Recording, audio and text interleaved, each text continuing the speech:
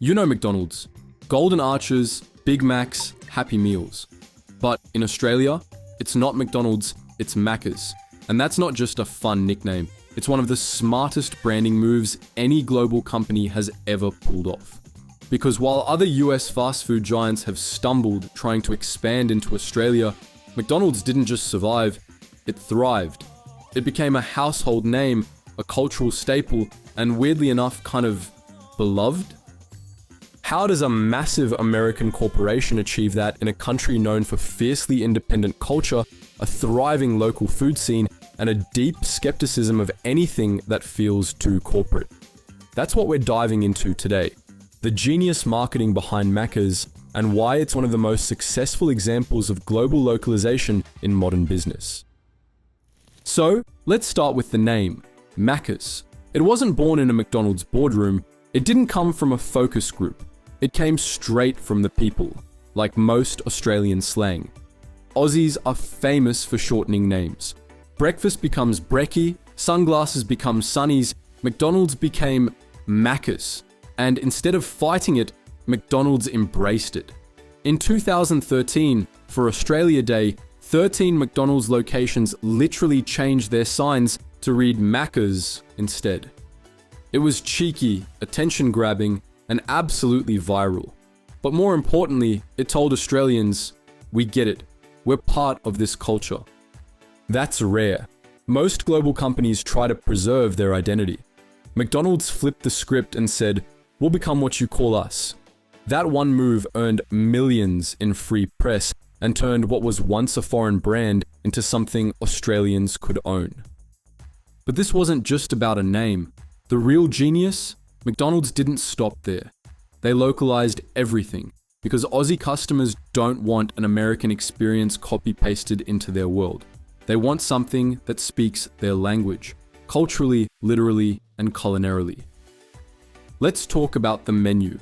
In Australia, you're not just getting a Big Mac and fries, you've got burgers with beetroot and egg, like the Maccas, or the Aussie Angus. And every now and then, you'll see collaborations with iconic Aussie brands like the Tim Tam McFlurry. These aren't just novelty items, they're based on real local food preferences. Australians like freshness, variety, and regional ingredients. So Maccas gave them that. Even on the health front, Maccas Australia has adapted. With a more health-conscious public, the menu now includes wraps, salads, and grilled chicken options. These changes are subtle, but they matter because they signal that McDonald's is paying attention to what people actually want, not just what the global playbook says. And that playbook? It got completely rewritten in Australia when McDonald's launched something that would go on to become one of its most influential innovations, McCafé. If you didn't already know, McCafé was born in Melbourne in 1993, and this wasn't a small experiment. It was a direct response to a very real challenge: Australia's coffee culture. See, Australians don't play around with coffee. They basically created the flat white. Local cafes are everywhere, and Aussies know the difference between a good espresso and a bad one. McDonald's couldn't compete by offering basic drip coffee, so they pivoted hard. McCafé introduced espresso machines, baristas, and a separate cafe-style menu inside McDonald's locations. Some restaurants even redesigned seating areas to feel more like a cafe than a fast food joint. And you know what? Aussies loved it. McCafé became a major hit. That move wasn't just smart, it was historic. McCafé was so successful in Australia that McDonald's exported the concept worldwide. Today, there are over 15,000 McCafés across the globe, all because one regional team recognized that if you don't adapt to Australia's cafe culture, you'll get left behind. And that's really the theme of this whole story: adapt or die. You see it not just in food and coffee, but in how Maccas communicates. Their Australian marketing doesn't feel like it was made in a corporate tower in Chicago. It feels like it was made by people who actually get Aussie humor, Aussie values, Aussie timing, and everyday life. Campaigns like "We all have a Maccas moment" didn't push limited time deals or new low prices. They told emotional stories: the late night run after a breakup, the pit stop on a family road trip, the fries you split with your mates after footy practice. They made McDonald's feel personal, not transactional. And that personal touch extended to tech too. Maccas didn't wait for global leadership to tell them how to innovate. They were early adopters of self-serve kiosks, and the My Maccas app is one of the most downloaded food apps in the country. It's not just for ordering, it's got personalized offers, loyalty rewards, and exclusive deals that turn occasional customers into repeat visitors. Add to that their partnerships with delivery platforms like Uber Eats and Menulog, and you've got a brand that isn't just selling food, it's building an ecosystem. One that's easy, familiar, and reliable, especially in a culture that values speed, but not at the expense of quality. But while Maccas has been innovating and localizing for decades, their competitors? Not so much. Let's take Taco Bell for example. Massive success in the US, basically a cult brand, but in Australia, it's been a bumpy ride to say the least. It launched with massive hype, but after a few years, store openings slowed, revenue missed expectations, and customers didn't connect.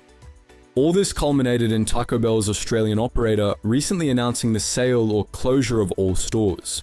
Why? Because Taco Bell came in with American assumptions, quirky, processed Tex-Mex aimed at a late-night crowd. But Australians already had Guzman y Gomez, Mad Mex, and dozens of independent joints offering fresh, quality, real Mexican food. Taco Bell didn't stand out, and worse, it didn't connect. Wendy's never took off. Carl's Jr. still trying to figure it out.